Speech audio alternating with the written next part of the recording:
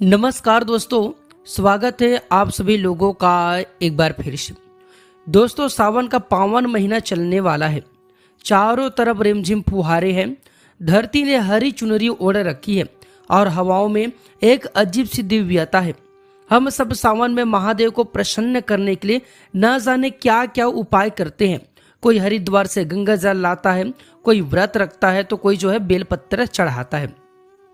लेकिन क्या आप जानते हैं कि हमारी प्रकृति में एक ऐसा अनोखा, दिव्य और चमत्कारिक पौधा भी है जो सीधे महादेव के दिल से सबसे करीब है। आज मैं आपको किसी बड़े अनुष्ठान के बारे में नहीं बताऊंगा।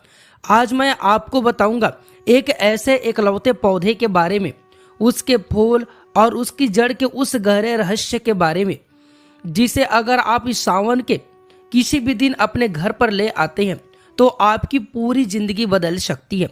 आज हम बात करेंगे पीला कनेर के बारे में। दोस्तों, आपने अक्सर देखा होगा कि घरों के बाहर, रास्ते के किनारे या फिर पुराने मंदिर के आसपास में एक पौधा खड़ा रहता है जिसमें सुंदर, लंबे और पीले रंग के फूल खिले होते हैं। इसे हम पीला कनेर कहते हैं। दिखने में यह बहुत ही साधारण लगता है, लेकिन शास्त्रों में और खास तौर पर यह शिव पुराण में इस पौधे को बहुत ही चमत्कारिक माना गया है। दोस्तों, सावन के महीने में इस पौधे की महिमा 1000 गुना बढ़ जाती है।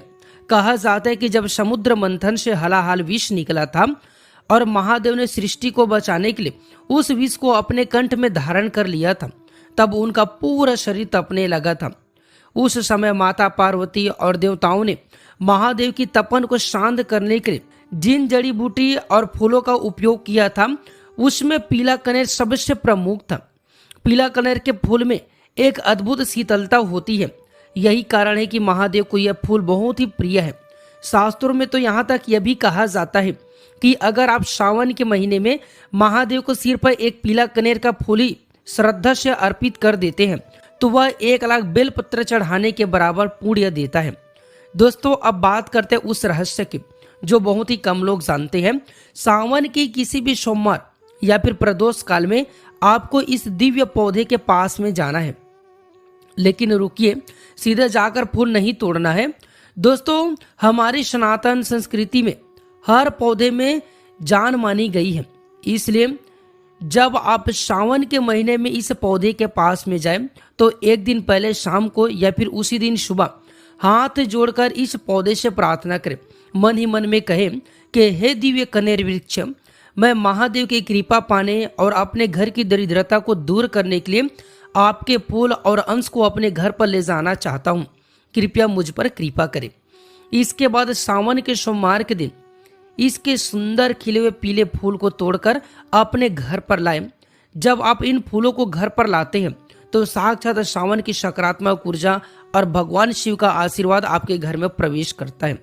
अब घर ला करके आपको क्या करना है? इन फूलों को साफ पानी या फिर गंगा जल से धो लेना है। अपने घर के मंदिर में बैठकर एक तांबे के लोटे में जल भरे, महादेव के सामने एक शुद्ध घी का दीपक जलाए। अब एक एक करके पीला कनेर का फूल शिव जी की शिवलिंग पर अर्पित करें।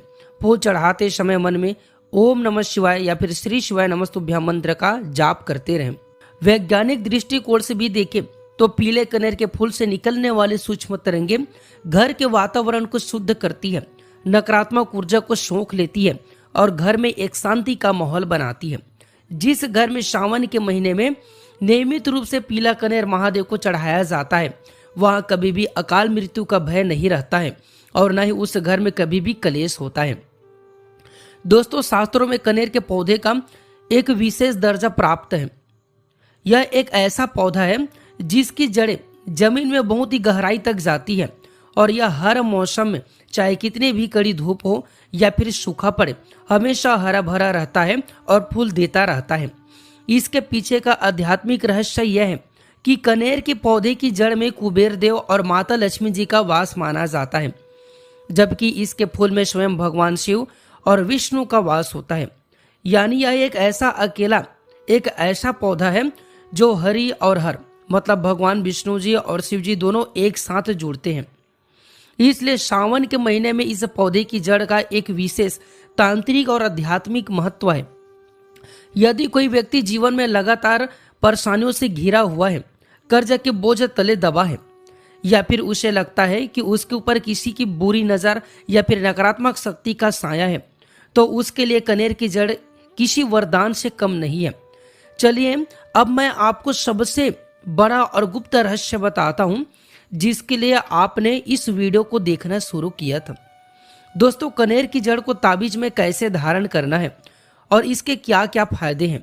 तो सावन के किसी भी शुभ दिन जैसे सोमवार, शिवरात्रि, प्रदोष के दिन आपको कनेर के पौधे की थोड़ी सी जड़ सम्मान पूर्वक निकालनी है। ध्यान रहे, पौधे को आपको नुकसान नहीं पहुंचाना है, बस थोड़ी सी छोटी सी जड़ का टुकड़ा लेना है। अब इसे ताबीज कैसे बनाना, ध्यान से सुनिएगा। उस जड़ के टुकड़े को घर लाकर गंगा जल और कच्चे दूध से अच्छी तरह से धो ले। उसे एक साफ लाल या फिर पीला कपड़ा पर रखे, जड़ पर थोड़ा सा सिंदूर, अक्षत और चंदन लगाए। अब इस जड़ को भगवान शिव के चरणों से छुआए और अपनी मनोकामना मन ही मन में कहें। इसके बाद इस छोटी सी जड़ को एक चांदी के ताबीज में या फिर एक साफ तांबे के ताबीज में भर ले। इस ताबीज को पहनने के लिए लाल या फिर काले धागे का उपयोग करें। दोस्तों, ताबीज को गले में या फिर दाहिने हाथ के बाजू पर धारण करने से पहले हाथ में लेकर के 108 बार इस मंत्र का जाप करें, या फिर आप माता लक्ष्मी का ध्यान करते हुए ओम श्रीम ह्रीम क्लीम महालक्ष्मी नमः इस मंत्र का भी आप जाप कर सकते हैं। इसके बाद पूरी श्रद्धा के साथ इसे पहन ले।